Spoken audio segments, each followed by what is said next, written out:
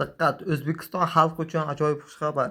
O'zbekistonda o'rtacha Assalomu oylik alaykum, ish hurmatli haqi oshdi. tomoshabin. Kanalimizda yangi bo'lsangiz, obuna bo'ling va videolarimizga like bosing. Izohlarda o'z fikrlaringizni qoldiring.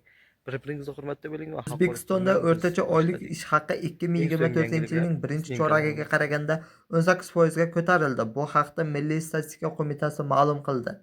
Qayd etilishicha, joriy yilning birinchi choragida O'zbekistonda o'rtacha oylik nominal hisoblanganda ish haqi 5.796.000 bir so'mni tashkil etgan.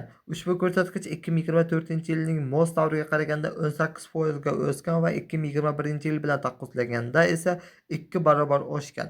Joriy yilning yanvar-mart oylarida hududlar kesimida eng yuqori ish haqi Toshkent shahriga to'g'ri kelib, 9.880.000 so'mni tashkil etadi. Undan keyingi o'rinlarda esa 7.330.000 so'm, Navoiy viloyatida 5.430.000 so'm va Toshkent viloyatida egallagan.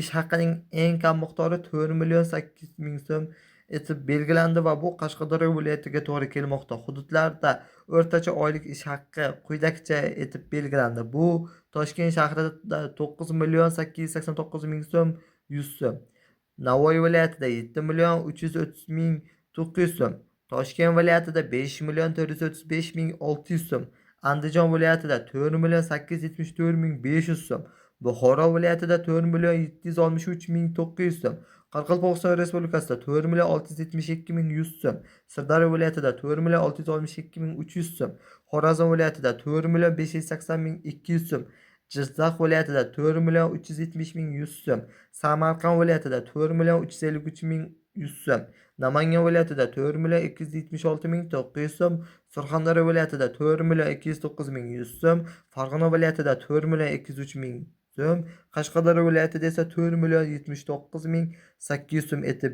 belgilangan. Shu bilan yangiliklarimiz o'z nihoyasiga yetdi. Kanalimizda yangi bo'lsangiz obuna bo'ling va videorolikimizga like bosing. Izohlarda o'z fikrlaringizni qoldiring. Videodagi yangilik olingan manba qalampir.uz sayti.